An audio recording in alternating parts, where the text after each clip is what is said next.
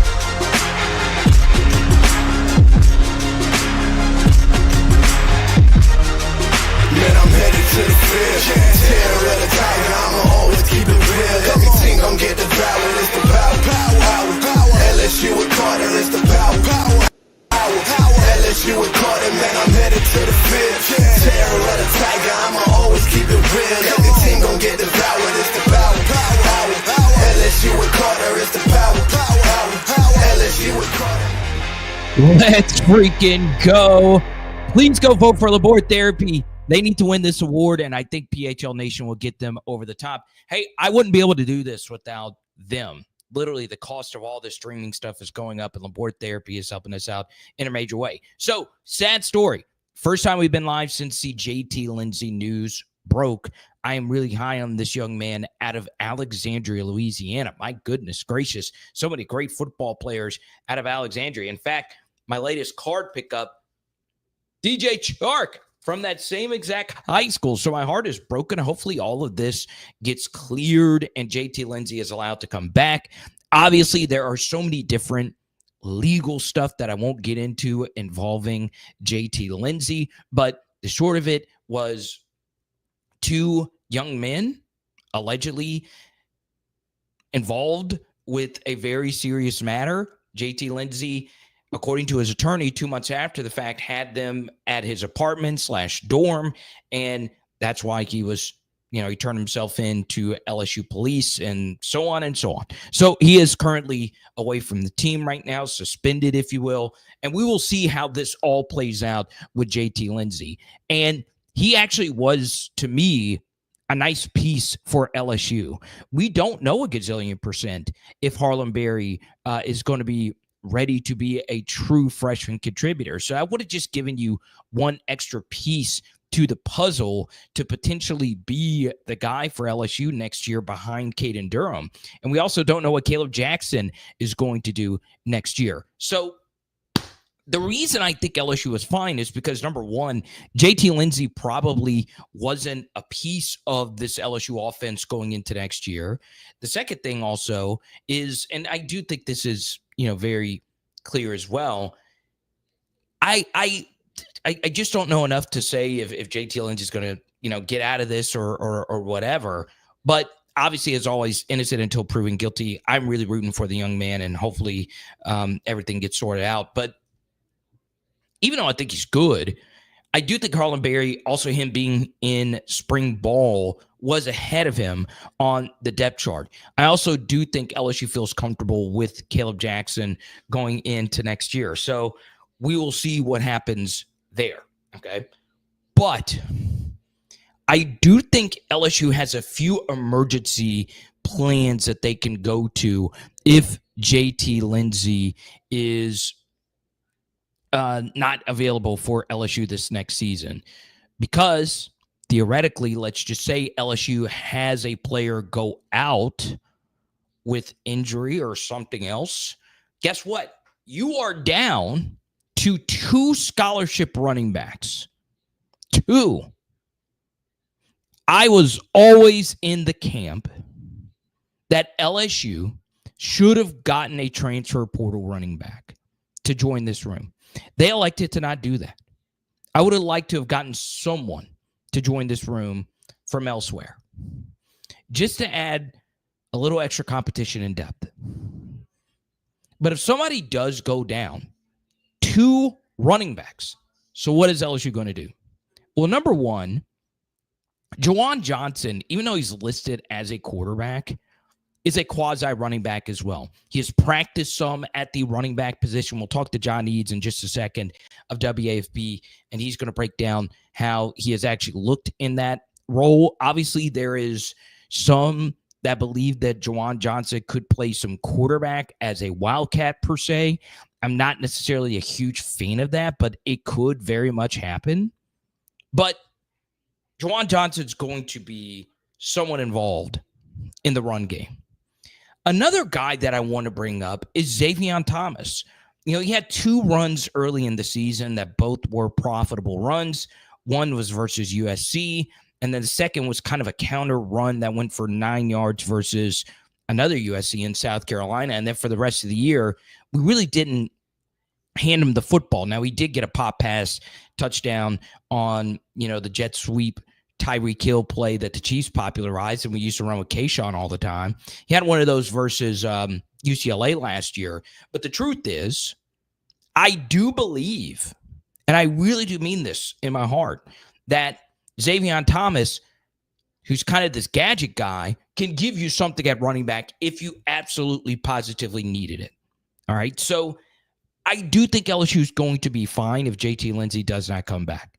Now, this was something that was brought up to me, and I don't know why I don't ever buckle this top button because I'm always ready to party, but I'm gonna button it up to look a little bit more professional because we have a professional reporter coming up pretty soon. This is so key, and I really do think this is key. What if none of the running backs truly matter? Obviously, I think Caden Durham matters. He is the odds-on favorite to lead the SEC in rushing. He was second-team All-SEC. We're really high on him. But none of it matters unless you get a rush scheme together that makes sense, that is somewhat valuable, that is somewhat convincing, that you can go out there and smash a mother effer in the mouth. So if the blocking, but more importantly, the play calling isn't up to snuff, because there are rushing schemes you can call and rushing plays you can call where your offensive linemen don't need to complete a single block for the play to work. Now, there's not a whole lot of these, but they do exist, and we have broken them down here on this channel before. But whatever scheme that it is, whether it's duo, whether it's outside zone, whether it's counter, whether it's a combination of those, inside zone, you want to get less miles and run power, you've got to find something that works. So just as important as Caden Durham is going to be to this offense, the overall arching philosophy is going to matter, not necessarily as much as a Caden Durham, because I do think Caden Durham is so damn good that he can make it work if the scheme is at the absolute best. But to really unlock this overall offense and to make it Durham-proof, you need to have stuff called that actually works. And last year, we just didn't have that. We just didn't. Now, Last thing, because this is very important. We do have players that watch the show. We do have parents, even more so parents that watch the show compared to players, okay? It is so important in any walk of life. And I could have done better in this very aspect. We all could have done better in this very aspect. There are cliches out there that exist, and sometimes they don't mean jack squat. They just don't. But the one that makes more sense than any other, it would not shock me, and I should do better, especially on this glorious Sunday in reading my Bible. It would not shock me if this is somewhere in the Bible that I just have not seen. That's how true, that's how important what I'm about to say actually is. My granddad said it to me. My grandma said it to me. They are no longer here, but they told it to me at a young age. My grandmother, Elaine, from Baton Rouge, she is, to me, the best person to ever walk the face of the earth in my family. She won so many awards for philanthropy and all that stuff. I'm sorry, I'm just going to brag on her because, I thought about her earlier today. And my grandfather from Point Capee Parish, a bricklayer, he also told me this very thing, and I hold it near and dear to my heart. You are who you surround yourself with. It's just the truth. It's just the truth. You are who you surround yourself with. Now, it's impossible to know a gazillion percent what all your friends do. It's impossible. Friends fall off the deep end, and it is very well plausible that, that JT Lindsey had no idea that this happened or whatever. But oftentimes when you do something to the detriment of your own career, your own life, it's not just you that did it. It was who you were with that pressured you. Now, I'm not saying that you do not control your own actions. It's not what I'm saying at all. All right. You are ultimately responsible for what happens to you. But that does not mean you aren't influenced by those who are around you. So be very careful. And in particular, if you become someone prominent, as sad as this sounds, go ask Charles Barkley about this. He talks about this all the time. Your circle should shrink. Okay? It should shrink. So take that from my no longer with us, Pawpaw Cliff and Grandmother Elaine. And I'm sure a lot of you were told this very thing. You are who you surround yourself with. It is the single most important thing. Okay? So JT Lindsey, it was not him that got him in trouble. It wasn't.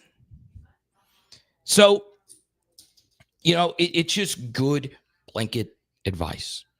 All right. Now, we get to some of your questions before we get to our guests. Lifting my cross. Welcome to the channel. Walk with the wise and become wise, for a companion of fools suffers harm. That's honestly, there you go. I knew it was somewhere. It had to have been somewhere in the good book. Okay. Now, speaking of surrounding yourself with great people, I've got to be honest. When it comes to young local television reporters, there's not many in the Baton Rouge area that I have been more impressed with. And I'm not just saying that because he's getting ready to join us. Okay. And big thanks to Jared for the super chat. He's a fan of this young man as well. But holy crap, it got to the point where the LSU baseball team themselves were like, I just dropped something in my big introduction of this guest. The LSU baseball team themselves started tweeting out his work. It was that good. He is a chronicler of LSU athletics, following in the footsteps of the great Jacques Doucet, friend of the channel, of the same organization, WAFB. But you know what's funny? You know what's crazy? I was like, man, this guy is so good at baseball. He has boots on the ground for every football practice. and he joins us now. It is none other than Mr. John Eads. John, what's up, man? Hey, Carter. Thanks for the introduction, man. You're too kind. Checks in the mail. Zip code didn't change, right? Same one? It didn't, baby. John Cool. Eads. And look, right when I said the baseball thing, I couldn't see this. Look at that. Yeah. So I do want to include this. You made my freaking day before we get into some football stuff. Sweet. Because there are a few things in life I love more than dogs. All right.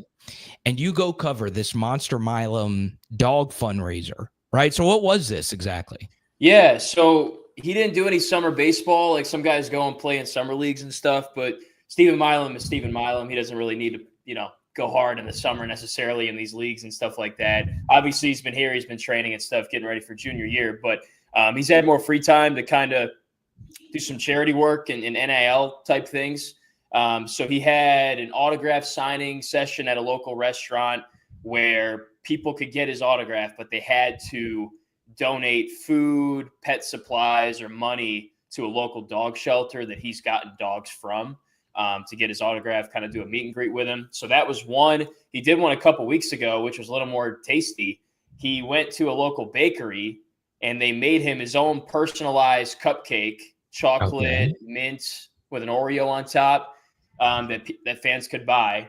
And same kind of thing. They had to come in there, purchase, some kind of a suite, or they were selling pictures of Steven, and then they could go up there and chat with him, get some photos and autographs and stuff like that. He was there for like 5 or 6 hours or something like that.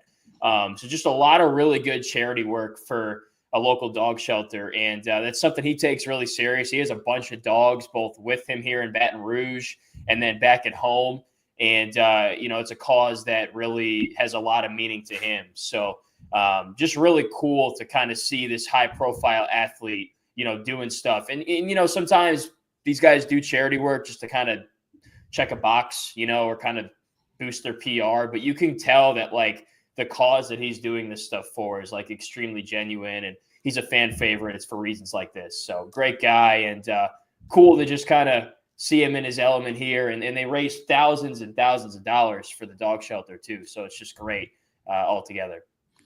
I can't love this guy anymore. I just can't. So I have no real LSU baseball memorabilia other than that man's photo up here, this Monster Milam personalized. I need to get Monster to personalize my name on it, but this was from Chuck Broad, a very good artist. He gave this to me knowing that I'm a big fan of his.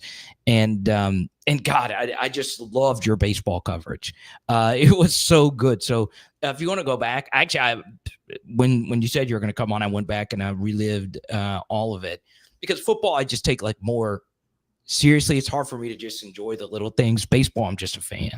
And boy, God, from the post game shots of the coaches and all of it, dude, you just got a natural eye for it. As far as football practice is concerned, what have been some interesting under the radar things that you have spotted at practice? Well, thank you for that all. I appreciate it. And that's baseball, but now it's on to football. So let's go get that national championship in football, right? Some interesting things. Obviously, the last practice we got to go to Saturday, everybody wanted to see, what Nussmeier looked like and everything. And we couldn't record any of practice, but we got to go for the whole practice. And he was wearing, I'm sure you've read this and everybody's read this. He was wearing like a brace sleeve on his left knee. But, he came out in the 7-on-7, a little bit of, I'm good, guys. I mean, the first 3 throws he made were difficult throws, like fades over the top, sideline throws, and they were just some of the best throws I've seen from Garrett Nussmeier. So that was kind of an indication right there that, this thing was blown way out of proportion and he's good. Some things that I've recently noticed that I think have been interesting, the red zone. So they showed us a lot of what they're working on in the red zone, some special things where they have Juwan Johnson at quarterback, Caden Durham at running back, and Garrett Nussmeier split out at receiver. And we saw a little bit of this at the spring game in some of those open periods. We even got the videotape, a little bit of it, where Juwan would take direct snaps and, run the ball as a Wildcat quarterback. But we also saw Caden Durham get some direct snaps and run the ball in the red zone. So they're trying to add in some wrinkles because, Carter, better than me. You do all the film reviews and you analyze every single drive of every game. so many times last year they would settle for 3 or would come up empty completely because they just couldn't get 6 or 7 in the red zone. So I think that they're really trying to expand their palette this year in any way that they can, and using Juwan Johnson in that regard, is a great way to do that. So I think that's been a big focus for them in this camp is, hey, red zone, let's boost those percentages this year. Let's find more ways to score touchdowns. Joe Sloan even said it himself, and I think Blake was talking about this probably with you on one of his recent shows. It's about points, not yards. Like, you can put up 400 yards. They probably did that a lot last year, moving up and down the field. But in between the 20s is where you make your money, especially this year. So I think that they're really hyper-fixated on points right now and not necessarily chunk explosive plays, Wide receiver has looked like what to you? It's kind of been interesting because you go to a practice and you film their walk-through scripted drive, and one day you'll see Chris Hilton, Aaron Anderson, Nick Anderson, and then the next day you'll see Destin Hill, Jelani Watkins, Barry and Brown. Just, it's the soundbite that's been played over and over again. We have 8 SEC receivers. Like, it's just crazy the depth that they have. I don't even know how they have all these guys because, only 3 to 5 can be on the field at once. So somebody's going to be the odd man out this year, unless people get injured and stuff, which obviously you don't hope for, but that stuff happens. With that said, everybody's not taking a rep off. Because you have those kinds of numbers, everybody wants those starting jobs. So you're seeing guys make catches in these live reps, in scrimmages and team periods that, they're treating it as if it's the last time they're ever going to catch a football. They're flashing late hands. They're fighting off DBs who are literally bear hugging them. It's a really good competition, and you could sense the intensity there. So loved what I've seen. I mentioned this on a prior segment I did. I can't remember which one it was, but I like the timing between us and the receivers against zone coverage. Like, when they settle into open space, that ball is out and it's already there and it's in their hands, and it's not just the guys that were on the team last year. Like, Nuss seems to have really good chemistry with all of the receivers, and that just speaks to what they've done behind closed doors over the summer, just going and throwing. I mean, you see the Instagram posts. They're always with each other, at elite, at all these local, indoor facilities getting work in. So I think that that's really starting to show at fall camp. The offensive line struggles from the talking heads like myself and other channels. Has that been overblown, or do you think that it's been justified? I don't think so. There's definitely been days where the defensive line has gotten the better of the offensive line. But recently, I think that the offensive line has been better in certain team periods. Like the team period at Friday or Saturday's practice, the most recent one, the first one that we got to see, the offense, I think, won. It felt like they won every single play that was in that period. I mean, you had a Barry and Brown post route that was like a 30-yard gain, and it would have been a touchdown had he not fallen. There was some dispute on that. Was it a catch? Was it not a catch? It was a catch. 30-yard game would have been a touchdown. A.J. Halsey went this way. He went that way. And, just kind of tripped as he was catching it. With that said, they're still rotating the offensive line. Like, in that same team period, Paul Mubanga came in. Cohen Eccles got in there at right guard. Mubanga at left guard. Obviously, it started out with Chester and Thompson at left and right. And it's no secret. There's still an ongoing debate. There's still an ongoing competition there. And it's still seemingly wide open. I think you've got your tackles solidified. I think Weston and Tyree have done a good job in camp, and Braylon obviously as well. You're just trying to figure out those guard spots. But I think the offensive line has looked better. Now, there's been a couple good run plays here and there, but you haven't consistently seen good chunk gains on the ground. So I want to see more from that run game. But as far as pass protection goes, I think it's been getting better. But obviously there's a lot of variables there. Is the defense blitzing? What personnel are they putting out? Is it kind of the rotational pieces? So that's the thing with camp. It's hard to just make blanket statements and observations, but I would say thus far it's been 65-35 defensive line dominating the offensive line. But with that, one last thing, they did a drill inside this last practice. It was 3 offensive linemen against 3 defensive linemen and a linebacker. And the offensive line won a lot of those reps. Granted, it's 3-on-3 with a running back. It's not 5-on-5. But I was encouraged to see guys putting a hat on a hat, washing guys away, and clearing up some running lanes for the running back. So that was positive to see, at least. That one-on-one where your assignment is clear, you can take advantage of that. Many have been impressed with the defensive line. So we'll move on to the back seven defensively. Is there anything that's tickled your fancy there?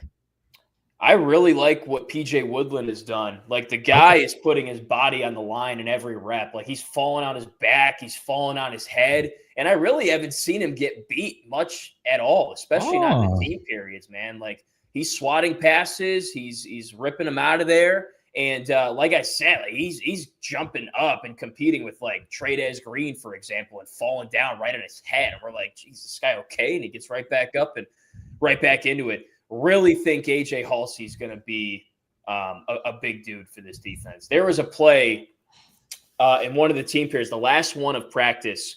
I think it was Harlem Berry got a handoff, cut left, had some nice, room to run through the B gap, and it was him against Halsey, one-on-one, something we've seen many times the last few years, whether it be Sage Ryan, Jordan Gilbert, just to name a few names. And that tackle hasn't been made. That's a broken tackle, which turns into a home run on the ground or an explosive play. But Halsey wrapped him up and brought him down on the spot, and it was just a 5-yard gain instead of a 50-yard gain. On top of that, he's all over the place in 7-on-7. I've seen him have some really good one-on-one coverage reps against the tight ends and some of the slot guys. So he's really, to me, like the full package safety. He can cover, he can help in run support, and I think Houston really hated to lose him. He was a really big part of that defense for them over there. Really, the two late spring portal ads between him and Bernard Gooden, who has been talked about a lot for the plays that he's made and the quick twitch he has in the trenches, potentially could be the two most impactful transfers for the whole cycle. Walk us through what these next couple of weeks are going to be for LSU. Obviously, they'll continue practicing, but is there anything involving the LSU schedule that stands out to you, or is it just going to be normal practice? Well, we don't even have a schedule for this week yet, and it's been really fluid. Like, 1 minute we're allowed to go, the next we're not. I mean, this is the whole Nussmeier thing. One minute we're allowed to film practice, but then the morning of they say we can't film practice. So I'm not really sure. It's been a little wonky. And I'm not sure that everybody's necessarily thrilled at the amount of access that we've gotten and a lot of the stuff that we've gotten to see, even if we're not putting it on camera. Like some of the stuff that we're getting to view, it gets out there and it's an advantage potentially for other people. But, it's not up to us. We're just doing our jobs here, right? So, but I think that they're going to continue to hone in on special teams. We haven't seen a ton of special teams work. Like a couple practices ago, we'd see them start with field goal kicking and things like that. And, a little bit to be desired there. Same with the punting. So I think special teams needs to continue to be a focus for them. And you need these next couple weeks. This team is not ready, at least the offense, in my opinion. I like the defense a lot. I don't think the offense is ready to go out there and win right now. Like, you got to have that front five solidified. And I don't even know if you will. Like, what are you going to do in the next 2 weeks magically to have your good and best starting five? I don't know. But it's got to be better. I need to see the offense win more reps in these team periods than they have. It's in there. There's flashes, but it's a little bit too sporadic. You like to see one punch and then a counter punch, and we're just not really seeing that right now. So they really need these next couple weeks to continue to just focus on themselves, not even Clemson. Like, you got to have your starting 22 figured out before you look at the other team's 22. But, if they can just string enough together offensively, I think the defense is in a position where they can go and play winning football. Kind of like USC last year. I didn't think the defense played all that bad against USC. There were moments in there, penalties and busts, and they dropped a pick six and things like that. But that's the big thing with season openers, is you need to have the ground game because you can lean on that. And you just need to execute at a high enough level to score enough points and complement that defense. So I think that's going to be the biggest thing over the next few weeks, is continuing to attack that. Yeah, and I do want to address this before you go, because just for a juxtaposition here, did you know, like, at Michigan, Sharon Moore, no access? I didn't. No. Yeah, no access. But nobody really covers Michigan because it's kind of in a gray area between Lansing and Detroit, and there's no media market really nearby there, which is a bummer. But yeah, it's a true college town, right? It's different, and obviously Michigan is keeping a lot of, there's a lot of other things with Michigan that makes them adversarial with their media, but I don't think people should be mad at LSU for giving you media access. I also don't think people should be mad if anything leaks out as far as like, well, they're saying that this guy's in red zone period or that guy's in red zone period. I understand that. But, for me, I would guess these changes in the practice schedule in your viewing and what you guys could film, I'm guessing it is mostly Garrett Nussmeier related why they did that, or do you know the reason? Yeah, I think it's that because it hasn't really been like that at all, in the spring before. I mean, the schedules have come out kind of late, but, I mean, there's a lot going on. And, it's probably a conversation between the coaching staff, like, hey, what do we not want to be seen, And so, that's kind of a difficult thing. I'm not going to sit here and complain about it. I don't do their job. I don't even know what it's like. So I can't sit here and, not know that and criticize them and stuff like that. So we definitely appreciate the access, and we respect all the rules all the time. I mean, they've let us see a lot of full length duration practices. So I think we've been to like five or six. Good. It's been great to get some good insight on this team. So we'll continue to do it for the next couple of weeks till we can. And if there's something they really didn't want you to see, they wouldn't let you see it. That's yeah. So it's not like it's like because I saw this like at Cowboys camp that someone called out a reporter for just asking a question. I'm like, no, it's not. It's just part of it. Huh? Yeah. No. Like there's days where we're only allowed to go for 10 to 15 minutes. Yeah. And get a little bit of footage, and then we leave. And it's it's your house, it's your rules, and we all abide by them. We aren't allowed to send out any reports or observations until practice is over. So there's certainly still limits to what we can and can't do in there. But we what I applaud LSU for giving y'all access. Yeah. Right? I'm very lucky that they do, because I think what Michigan's doing is just insane. I think it's a spit in the face to all your fans. Yeah. Any media film anything, or at least I was told that that's what's happening at Michigan. I don't see a lot of clips ever online, so and that as a guy that grew up around there, I have an appetite for that from time to time, So, but Garrett Nussmeier doesn't look hurt. No, not at all. Yeah. Like I said, he was out there moving around well in the pocket, participated in everything. Aaron Anderson was back out there. He had leg sleeves on both legs. He didn't do any of the team stuff, but he was out there running around doing all the indie stuff. So good to see that. And it's funny, I did notice the first practice we went to, he just didn't look like he was running full speed, No. Like when he was out there running routes and doing all that kind of stuff. And I was like, he doesn't look like he's running that fast. But then again, I'm like, these guys run like 20 plus miles per hour. So they might just look like they're running slow, but not in reality. But yeah, he looks like he's fine. Solomon Thomas, obviously, rolling around on the roller thing, and he's on the bike and stuff. So trying to just stay in shape and rehab and all that. But I think that's all kind of the injury stuff. Tylen Singleton had a really nice TFL forced fumble on Harlan Berry, one of the last plays of practice, and he was a little slow to get up, but I think he walked off under his own power. Nothing too serious there. So yeah, I think everybody's doing good. They're in a good spot, and we'll keep rolling. One last tidbit I wanted to give you. A lot of 12 personnel, a lot of 2 tight end stuff, a lot of Bauer Sharp, Trades Green, misdirection, run blocking, play action. And Joe Sloan talked a lot about that in his press conference, that they have more diversity in that tight end room than they've had. So it opens up more opportunities to do different things. So I think we'll see a lot of that personnel grouping. And you didn't really see a lot of it last year because you had Mason Taylor and Trades, and Trades had his moments, but I don't know if he was ready to take on both a blocking and a receiving role. I think he's more in position to do that this year with his willingness to improve there. Alex Atkins really coaching these guys up well. I got some great video out of him one-on-one with these guys, giving tips and techniques. So I think we'll see a lot of different personnel groupings, but 12 I think is going to be lethal, especially in the red zone. They had like 3 touchdowns in that red zone period to Trades, to Bauer, in that personnel, and Caden Durham had a rushing touchdown too. So this always is the number one John Eads comment here. I didn't Probably expect every time, dude. Yeah. I love him, man. He's my favorite. I listen to him 24/7. He's the best. He even wrote a song about our station, so I'm just paying tribute. 24/7. Yeah. I'm in his top like 0.1% of listeners on Spotify every year.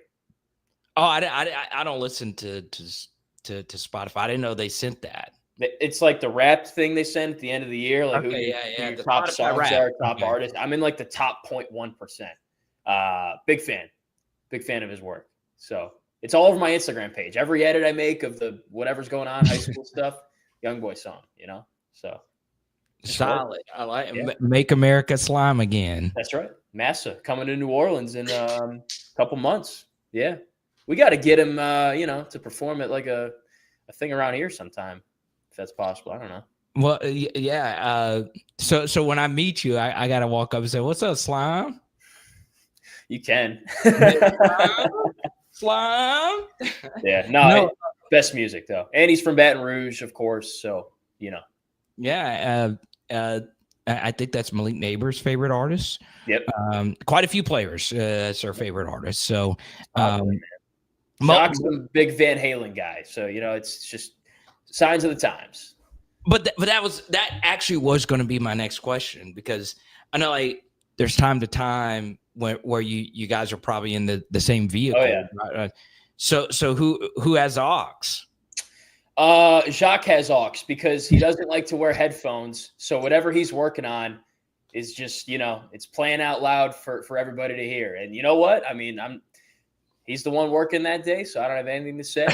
But it is funny. Sometimes he and a guy that used to intern with us, Andre, who works at Tiger Rag, they'll just like be at practice and start singing, Ariana Grande, Katy Perry, just bringing up some of these lyrics. Just funny, especially if there's something going on that's related to the lyric, you know what I mean? Like Side by Side or something like that.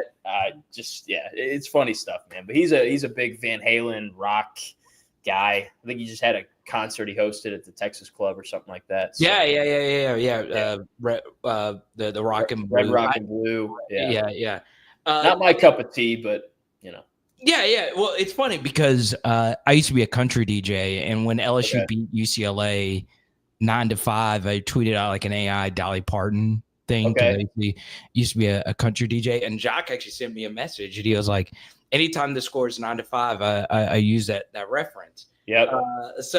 But I could see y'all two driving to Clemson, and y'all are in the same vehicle, and you shook me all night long, and then I could see you in the passenger side, be like, Jacques, can we play Nevada? What's funny is usually it's Jacques and Darren. I don't know if you've met Darren. He's Darren, yeah. Okay. He's a huge YB fan, Young Boy fan. Okay, yeah. Massive, like almost as big as me.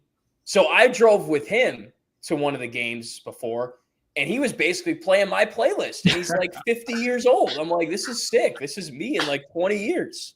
So that was awesome. He's got this iPod. He's got all the songs on there. So that is so funny. Yeah. But yeah, I could see though, if I could see Jacques having seniority though, because if it was y'all three in the vehicle, y'all are going to be rocking some AC/DC. Yeah, I like to mess with Jacques. Sometimes me and Kevin, my coworker, will use some of that young person lingo around him. Like, Jacques, you got no riz, bro. You got no aura. And he's like, what are you talking about? And then he'll start using it in his vocabulary too. So I love doing that. They just have no idea what we're talking about. But that is so great. Well, John, keep up your good work. We'll have you on again soon. But like I said, I mean, your baseball coverage was so good. Your football coverage continues to be great, and can't wait to meet you in person one day, man. Keep in touch. Likewise. I'll be around. Not hard to find. And appreciate you having me on. Always fun popping on. So be back. There you go.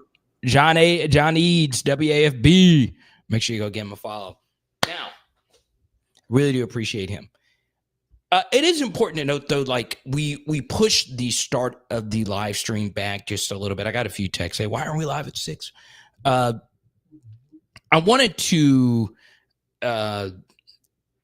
deal with the Saints, right? I wanted to let the Saints preseason game end, and I bring this up because, goodness gracious, it is ironic how the football gods treat you. Because I remember way back when people hated Aaron Brooks. Right now, I would take Aaron Brooks as the quarterback of the New Orleans Saints. But I say that because, the Saints for so long had Drew freaking Brees. And then Drew Brees' prime, really the end of the Drew Brees era was, 2018, 2019. And then what happened? Joe Burrow came along and changed the history of the LSU quarterback room forever. Now, it's funny. I'm not saying LSU didn't have great quarterbacks, but it is interesting that the Drew Brees era kind of sort of began when Matt Flynn was done at LSU. And obviously, you had Mettenberger and Danny Etling, and they were fine players. But the football gods were not going to allow us to have Drew Brees in his prime at the same exact time as Joe Burrow in 2019, Jaden Daniels in 2023, and Garrett Nussmeier now.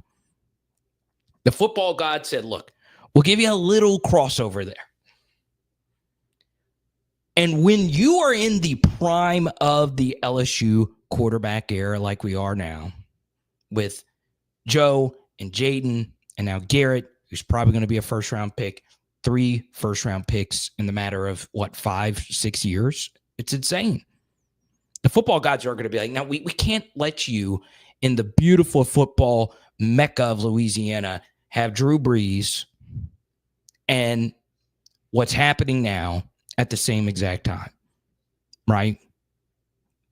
Take a look at Green Bay. Yes, Green Bay, they have had a gazillion great quarterbacks in a row.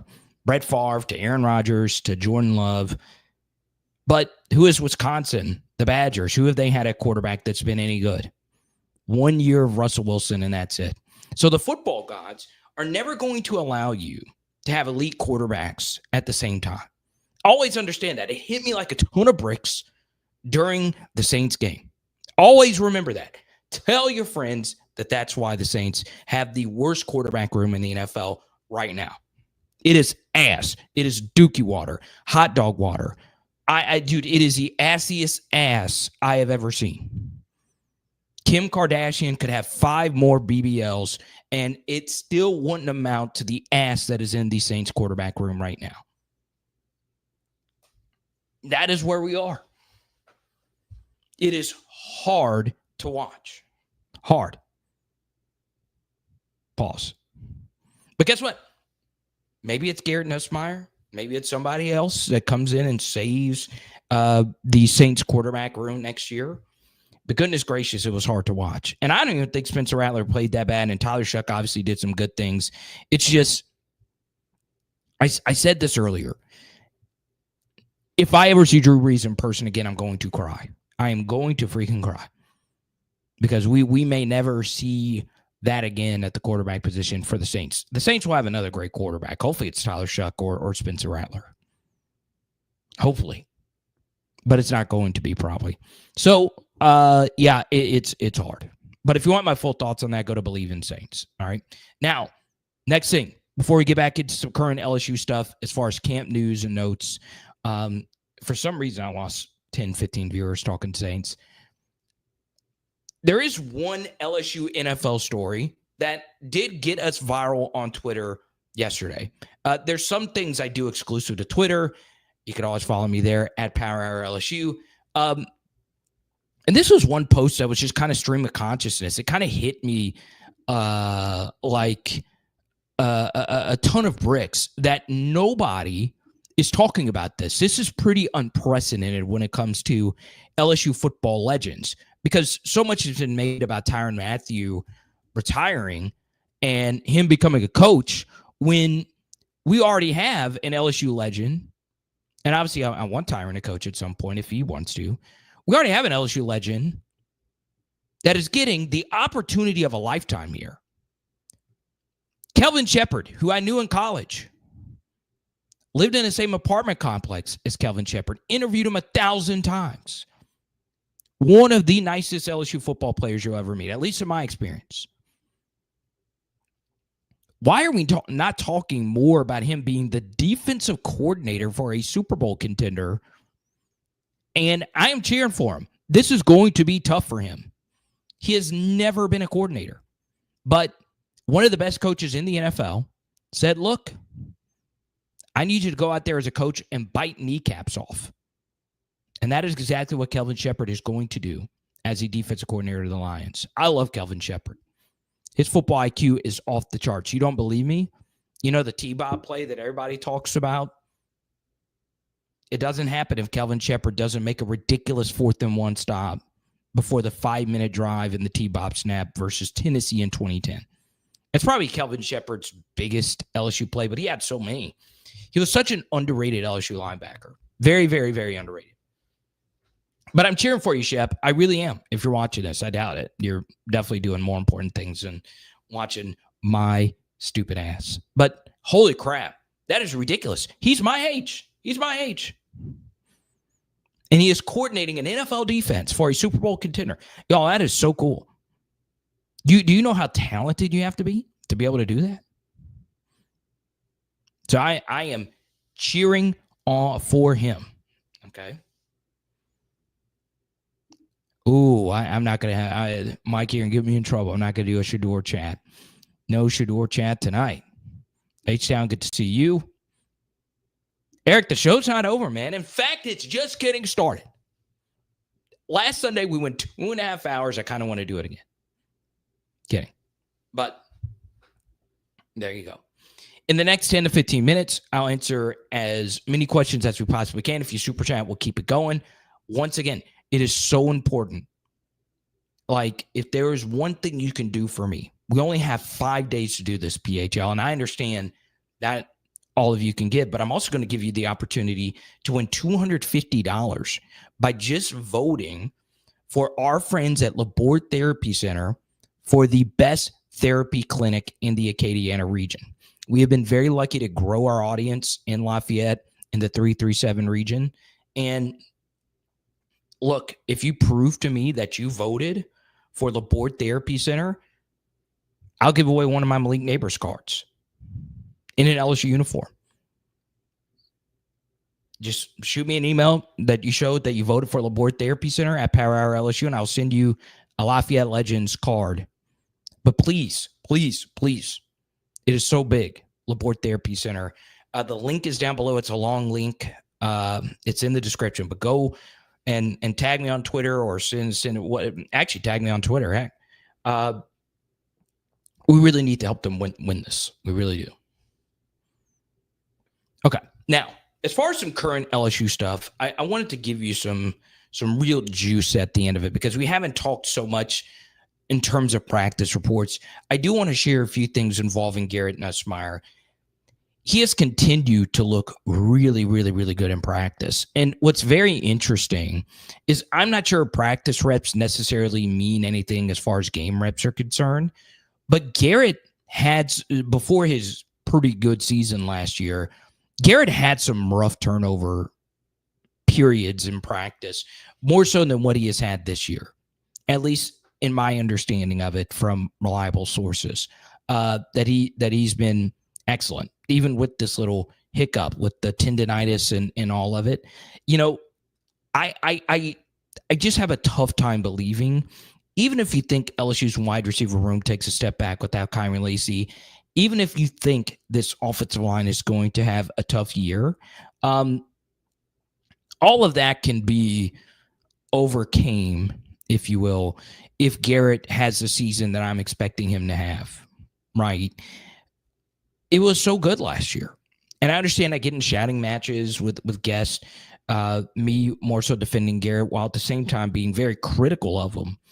But my understanding is the health is fine. Now, do we find it to be a tad bit interesting that LSU has limited access because of this, or coincidentally because of this? As John Eads pointed out, he probably thinks it is because of the Garrett Nussmeier injury that the access has been kind of tighter-lipped, if you will. But and looking at you, because I know I sometimes look at the chat and my prep sheet over here and all that stuff, I want to look at you directly in the eyes here. According to not only Eads, but everyone I've spoken to, they feel fine about it. But it is, I will lend credence to this, it is something that they limited the access some, right? I think there's a few different schools of thought as to why they did that, but to me, in the grand scheme, I think Garrett is going to be fine. I really, really, really do, and that's that. Another thing that I do want to bring out is one guy that has continuously lit up my phone. Now, not him personally. I've never spoken to this player in particular, but LSU is starting to grow in confidence in their offensive tackle play, right? 75 and 71. Weston Davis at right tackle, Tyree Adams at left tackle. Now, in terms of pass rushing, TJ Parker, who they will play, is probably a better pass rusher than anyone that we have on our team. And Will Helt would definitely be in our rotation if he was on our team. But our defensive ends are still really good, and they are still giving those offensive tackles as much as they can handle going into this Clemson game. And I understand that so much has been made about the offensive guard position in particular, but I also want to be clear that one thing that we must consider is who will step in at offensive tackle if something were to happen. Who would it be? Who would be that next guy that would step in right away? Now, LSU, up to this point into both of these young men's respective careers, you would have liked someone like Ethan Callaway to determine to develop into being that number one offensive tackle off the bench, or someone like Ori Williams, if you will. But up to this point, that's just not happened. So I do think that is part of LSU's logic in having Carius Kern play so much offensive tackle in practice up to this point, even though most of us do feel he is better served long-term as a guard. And a lot of us feel that maybe Carius Kern would be the best guard that we would have on our team. So we'll see. Hopefully, if one of our tackles were to go down, that a guy like maybe Kari Lee, whoever it may be, would be ready to go to step in right away to help our team. All right. So yeah, it's a good question, Joseph. I don't know. I think that's part of why I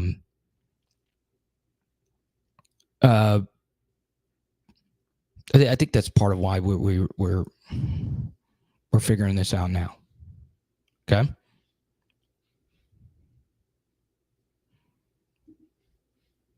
SLS, welcome back. Come on, Carter. We've heard from Moscona. Anyone doubting anything just needs to pay attention to only Matt. He's the end-all, be-all when it comes to LSU. I like Matt Moscona. I do.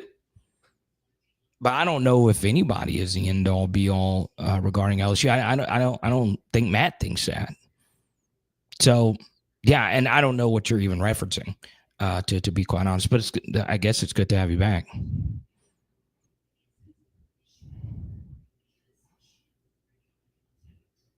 Will Campbell did look good in his first preseason game. There you go.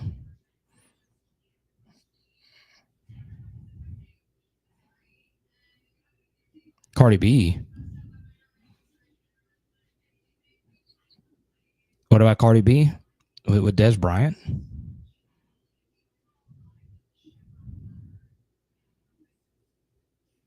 Yeah, man. Shout out Kelvin Shepard, man. 46. I have 3,000 followers. I occasionally get the viral tweet. The thing that drives you crazy though is like our guest a few weeks ago, Chris Marler. He consistently gets like 50K views on his tweets, but he's got like 4,000 followers. It makes no sense. Let's go to Dev. Dev, good to see you. Let me know if you're still in here. I think you sent this in when our guest flew in. Lance, good to see you as well. Jeffrey, what's up? We'll go to Dev right here, though, and then we'll get to Kyle in a moment. Off topic, but the biggest reason we haven't been great defensively the last 3 years is because of overplaying the 2021 class: Burns, Savion Jones, Sage Ryan, and Greg Penn. Well, Savion Jones was mostly a good player, somewhat inconsistent. He did some good things in his first preseason game as well. But here's my thing on the Sage Ryan and Major Burns criticisms, because it's clear as day that they weren't all that great. But we did get the Baylor game where we played the young guys. And Sage Ryan and Major Burns did not play. And what happened? That was arguably our worst game defensively. It was up there. So I get it. There's a lack of development and so on and so on. I wouldn't so much in that instance, though, Dev, criticize Sage Ryan and Major Burns, because if they are being asked to play, all they can do is play. Now, should they have played harder and more consistent? Sure. In particular, Sage Ryan, when it comes to effort. Major Burns, I think, was a little too hot-headed at times. But yeah, neither one of them were great players. But at the same time, part of that blame falls on everyone. And I really do mean that. Part of that falls on Derek Davis. He was a backup running back at Pitt who ironically and unfortunately just had a season-ending injury. Part of that falls on Terrence Welch, who didn't work out at LSU, went to Arizona State and got kicked off the team. You know, there have been so many misses, just tons. Who remembers Antoine Sampa, who transferred to the Campbell Camels? Still don't know what state Campbell was in, but that's where he went. So there was a lot of really, really, really good recruits that just did not pan out. But LSU's not the only one. There have been some misses in that middle tier 4-star range in the SEC at quite a few schools, which is ironic because I feel the services have gotten way better when it comes to ranking the elite players.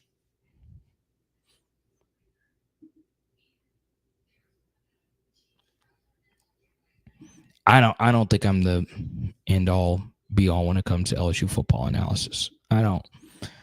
But I don't think that's, like I said, I have a lot of respect for Moscona. I just don't think anybody's the end all be all. I don't want you guys to think I'm the end all be all on LSU analysis, because I'm not. Coach Brian Kelly took over a team with 39 scholarship players. Oh, here we go again. And LSU didn't have the money to compete in the in NIL with the big dogs. I agree more so with the second part than the first. The 39 scholarship players excuse kind of sounds like the Spencer Rattler excuses, right? You know, at some point, it falls on deaf ears, right? Yeah, it's true. 39 scholarship players. It is tough to overcome that. But in that very first year, you went to the SEC championship game. And then the next year, you didn't, with an overall better team, in my mind. But, of course, the defensed. Or didn't defensed. So there you go.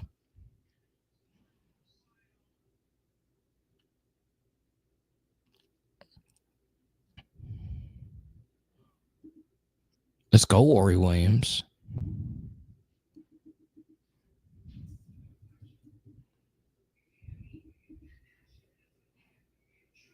Whew. This was cool. Right here. Didn't want to play this.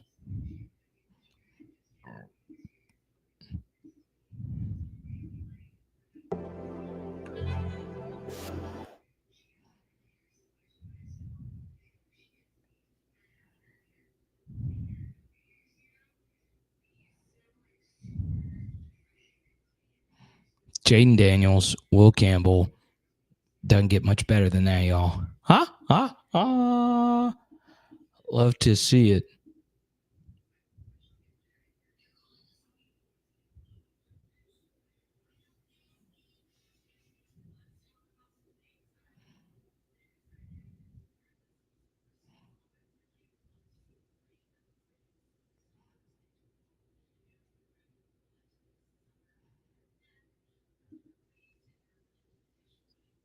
Are they running 12 personnel under center or pistol? You know, I know this is like sacrilegious to bring up. You know who ran a lot of pistol last year? The Falcons. And it was somewhat effective, right? Our pistol usage was kind of sort of effective, but kind of sort of predictable. But yeah, I love pistol. I do. I feel like teams should run more pistol, not less. But that's just how I view that formation. There's a few reasons why I like pistol in particular. And what's really interesting about that, as far as JT Lindsey is concerned, the Alexandria offense was very unique in how they actually lined up JT Lindsey. I like watching creative high school offenses. Where they would align JT Lindsey was kind of, it was shotgun, but it wasn't quite pistol. Like he would be kind of at a 45-degree-ish angle to the negative on every play, or on a lot of plays that they did. And it worked. It worked.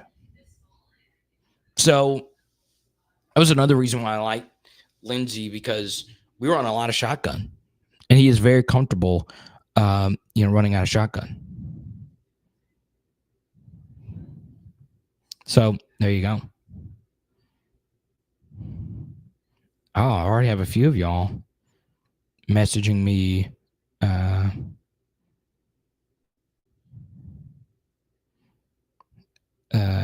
with some Labor Therapy Center receipts. That's good stuff. Yeah, we'll give out an elite card next week.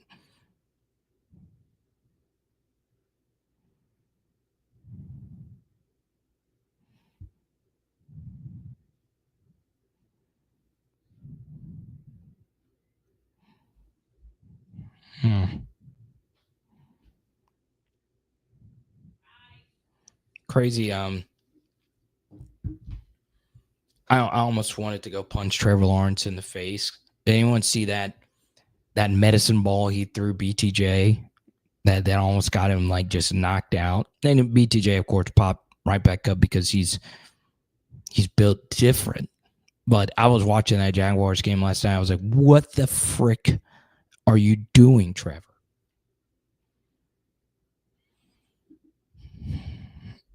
You know how long I've been begging them to use 12 personnel. Ugh.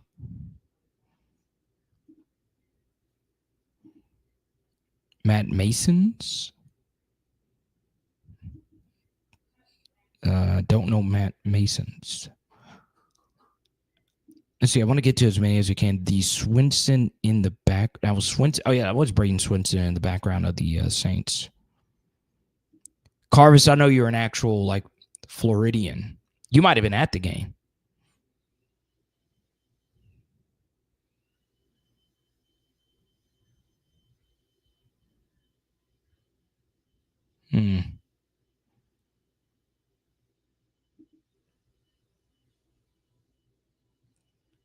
Let's see here.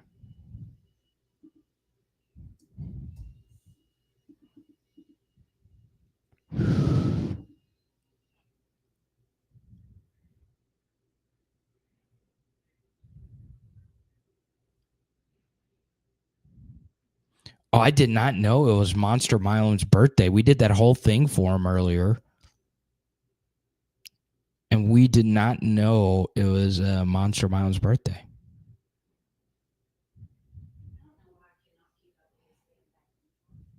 Crazy.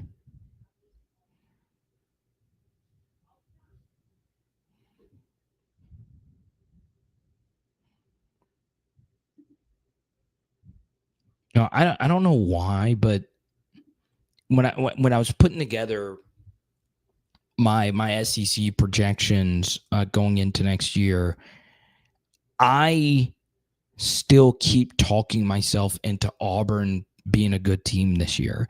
I don't know why. I watched every snap Jackson Arnold play last year. It was as bad as advertised. I don't know why I'm talking myself into Auburn being pretty good this year. But here we are. I am here. But I just like that roster. I think their 1-2 wide receiver combo is the best in the SEC. I like but not love what they have at running back. I think their offensive line's experienced. And defensively, they're fine. Kedrick Falk might be the best in the conference. Back seven, we'll see what happens.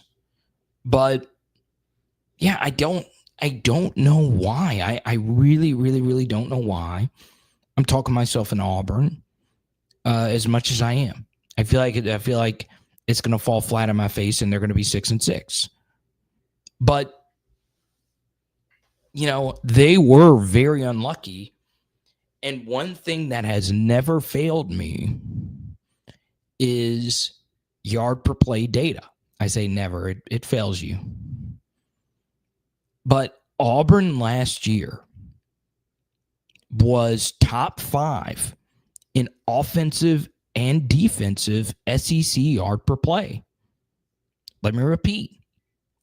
Auburn last year was top 5 in the SEC in yard per play on offense and defense. Do you know how hard that is to do? It's really hard. And that was with atrocious quarterback play in Peyton Thorne. Downright atrocious. I think atrocious is a strong word, but not great. Bottom 5, bottom 3 quarterback play, especially when you factor in he's a year 5, year 6 guy that was a returning starter with that wide receiver grouping, which is elite. They're going to be elite this year. They were elite last year. So, yeah, they had drops. Fairweather had some big drops in a Vanderbilt upset, but they were unlucky. They were a very, very, very unlucky team. They lost to Oklahoma because of a pick 6 that Peyton Thorne threw in the second half. That Vanderbilt upset was the Pavia kill special, right? Where Auburn, according to the box score and the advanced metrics, dominated that game, but they came up short and when it was actually time to go out there and get the real thing done, which is actually score points. So, yes, they bring in another bottom 3 quarterback from last year in Jackson Arnold, but he's young, 5-star recruit. Is he going to be better? I don't know, but I keep going back to the Tigers on the Plains. We'll see.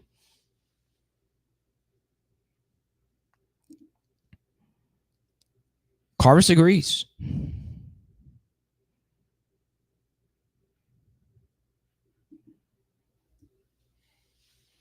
Let's go to Pegasus.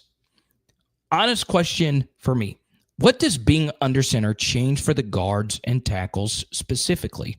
Your assignments should mostly be the same and still have to get push on the guy in front regardless. Now, I know a lot of you do not like Blake Ruffino, and I totally get it. There are days I don't like him, and there's days he doesn't like me, but he's my best buddy in LSU media, and I think he's the best at doing this. I have never agreed with him more than our topic of talking under center, and you'd have to go through the long appearance he had on here Thursday night. of me bringing that up to him. Like, if I were LSU this year, I'd go under center more, but that's not what they're going to do. And the reason is, even though when you go under center and you get the play action game going, the big difference is the quarterback's back has to be turned to the play for at least half a second for a play action game to get going. But when you're at a shotgun, it is easier for me as a defensive lineman to see what you're doing. For me, at least when I played, when a quarterback was in shotgun, I could see what you were doing. Whereas if you're under center, there's just more things that can happen, right? In terms of play action, handoffs, pure straight dropbacks, 3-step, 5-step. And I know it looks kind of like prehistoric and different, but to me, it's still very, very, very effective. You know, the offense that I keep pointing back to that I thought was just so underrated, SEC StatCat was really high on this offense last year as well, was Arkansas's. They were insanely explosive. Now, their wide receiver room was really good. Their number 4 guy got drafted in the 3rd round.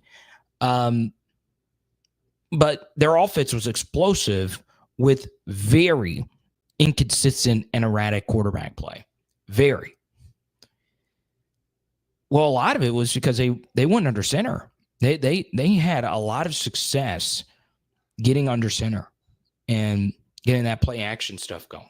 So I'm just a big believer in it, huge believer in it.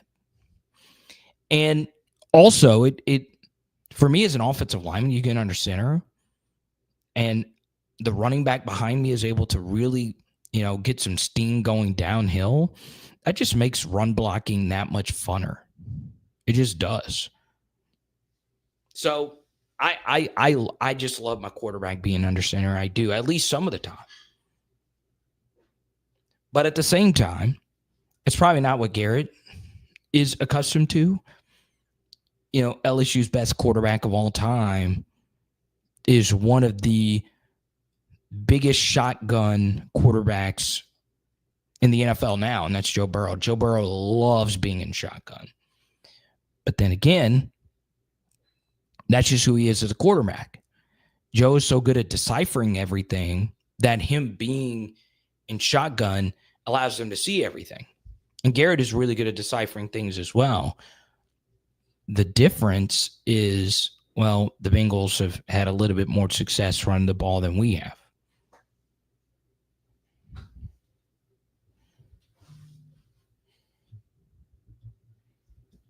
But I love being under center.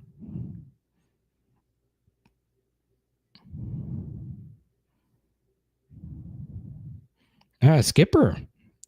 Here you go.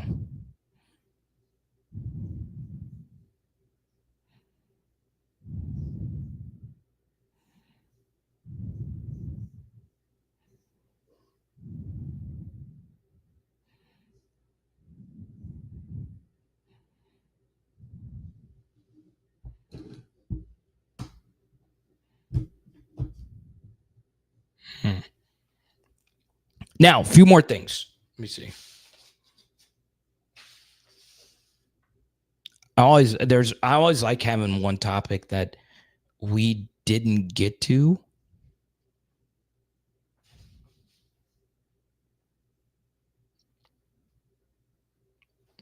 Okay, it's this one.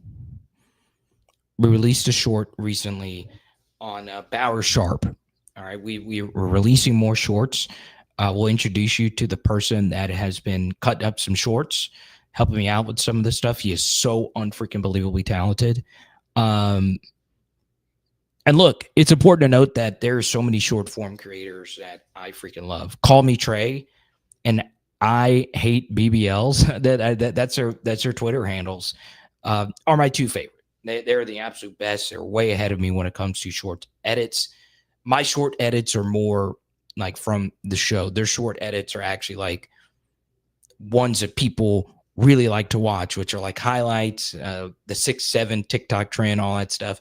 But man, our shorts have been really good, and we released one on Bauer Sharp. It's important to note that we also released one on Trade as Green. So LSU's tight end room, could it be better than what it was last year? The answer to that is possibly yes. Mason Taylor is a better player than Trey Green or Barrett Sharp. It's going to be hard for both of them to exceed Mason Taylor. But when it comes to tight end play, 2 tight ends are better than 1. They just are. You take a look at some of the best offenses in the NFL last year. You know what a lot of them had in common? They had elite tight ends. That has been the case, right? Look at the teams that have made runs to the Super Bowl. They have been elite at tight end. George Kittle and the 49ers. These Ravens teams with Lamar Jackson have been amazing at tight end. The Chiefs, obviously, with, in the minds of many, the best tight end.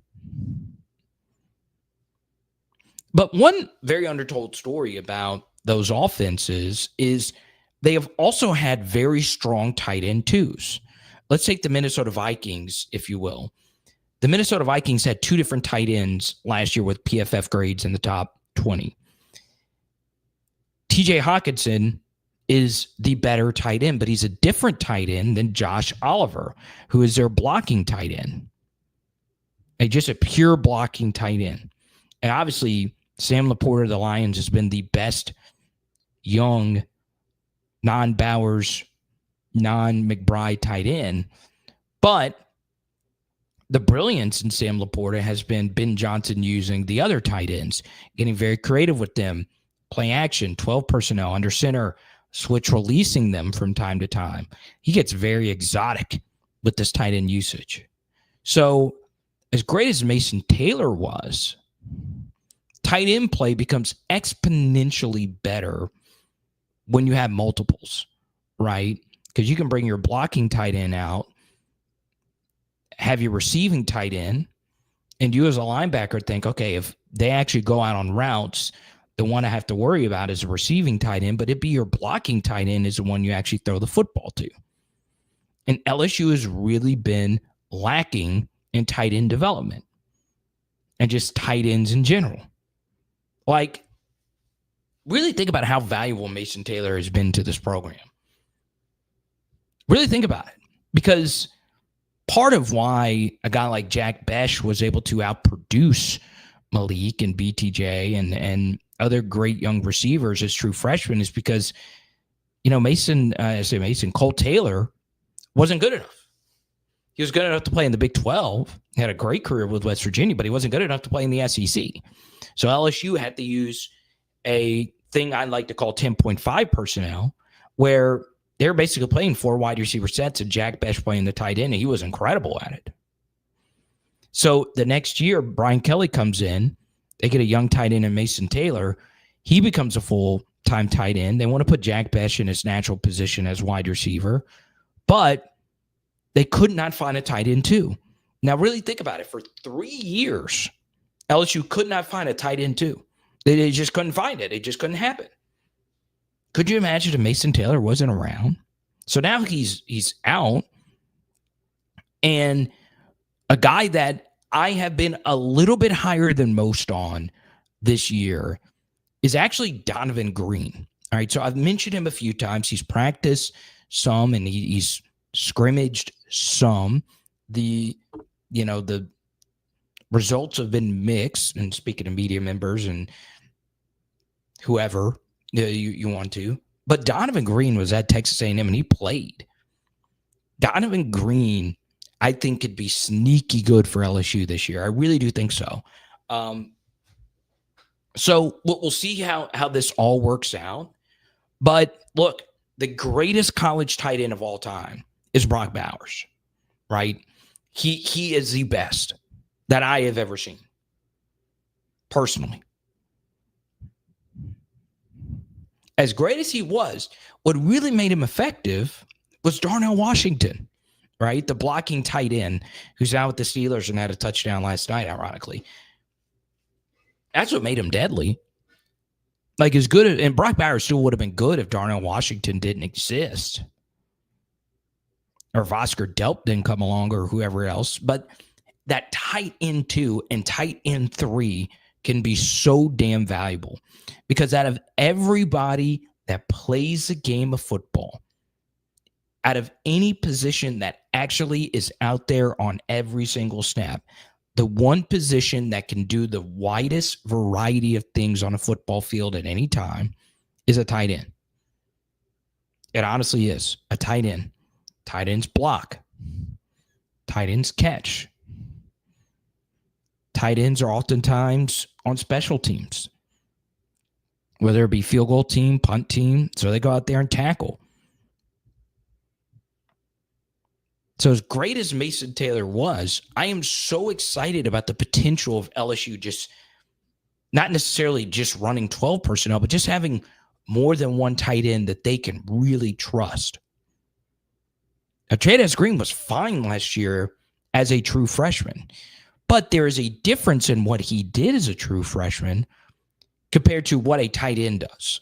Because last year they used him as a big slot, not as a tight end. And LSU's hope is that they can actually use him as a tight end and a big slot. Because if you can do that, that means there's literally an endless amount of things that he can do on a football field at one time. So, yeah, I'm really excited about this LSU tight end room. I also, and that's why, I'm trying to also bring up Mason Taylor, because he was so unfreaking believably good for us. Now, great live stream tonight. Literally, it was a Sunday spectacular. Special thanks to Mr. John Eads for joining us.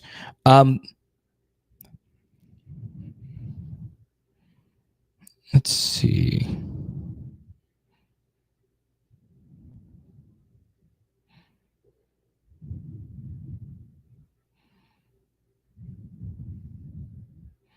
Good seeing Tyrann Matthew at practice this weekend.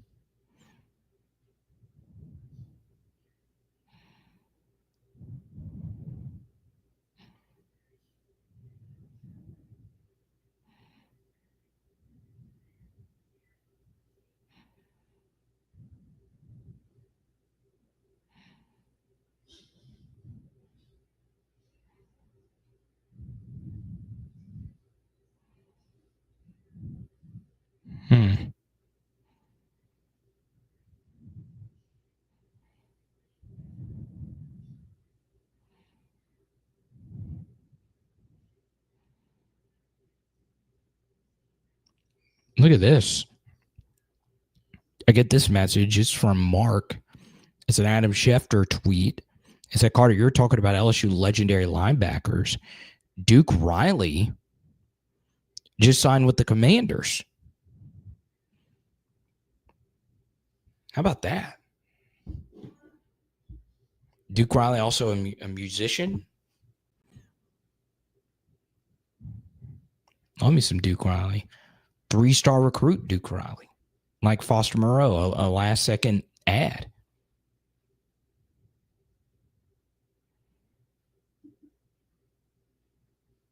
Dwayne Bowe that had eye surgery. I wonder if Caleb Jackson might need that.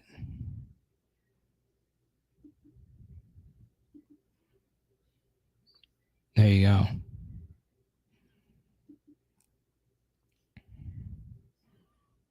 Now, final announcement. We're doing a PHL get-together next Saturday. This will be the first ever PHL get-together in the great city, the great metropolis. Actually, to me, the best town in Louisiana is not Baton Rouge. It's not New Orleans. It's not Lafayette. It's not any of that. It is a city that sometimes we call fun. In fact, fun is in the name of the city, if you pronounce it correctly. It is Funroe, Louisiana. It is going down. I thought I had the flyer pulled up. Not smooth at all.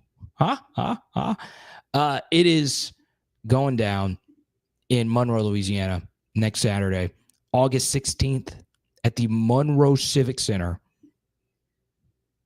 Parks Sports Cards, teaming up with them. I met them at the Shreveport Card Show, and we will be set up.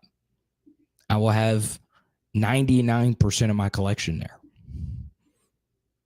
You could set up too. I can hook you up and see what they can give you as far as a table is concerned. It's only $2 to enter. If you wear a jersey, you get in free. Kids get in free, but $2 is $2. So 401 Lee Joyner Memorial Expressway in Monroe, Louisiana.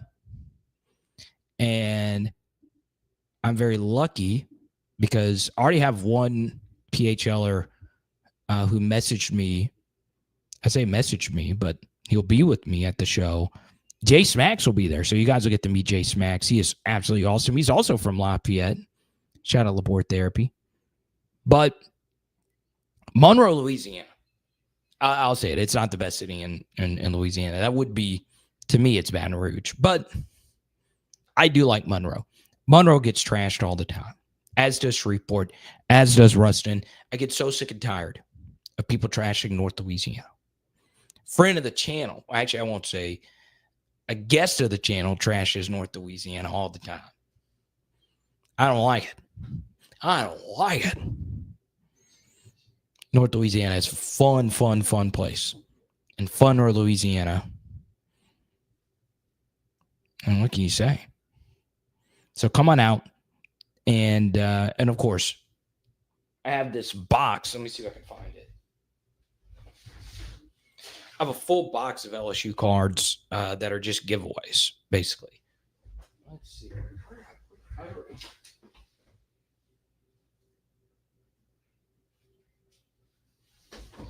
We got Justin Jefferson right here. We'll give this one out. Shaquille O'Neal. This guy was kind of good. Jaden Daniels.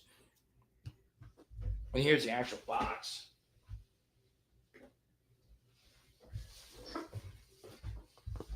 I gave out so many of my Jarvis Landry was a hot name. So I don't know if I have any more Jarvis cards in here. So there you go. Your giveaway will be in here.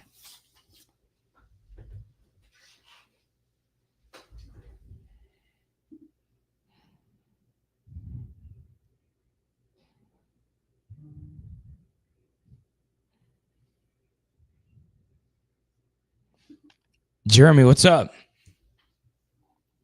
Why I don't know, Jeremy. I don't know why they trashed North Louisiana. North Louisiana is epic.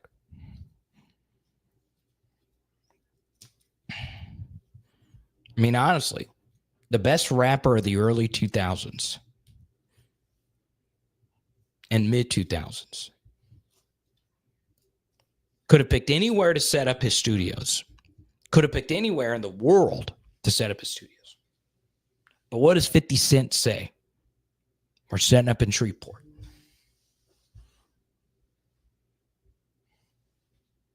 And that's what he decided to do.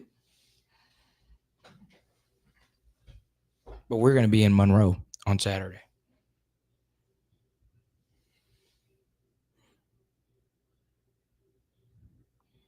So Jay Smacks is going to be he's going to be with me. It's going to be a lot of fun. So there you go. It is Power Hour LSU. Boom. Tonight. Oh, we're doing some barbecue chicken. Let's go. Thanks to our top super chatter, Mr. Jared. Let's go. Whew.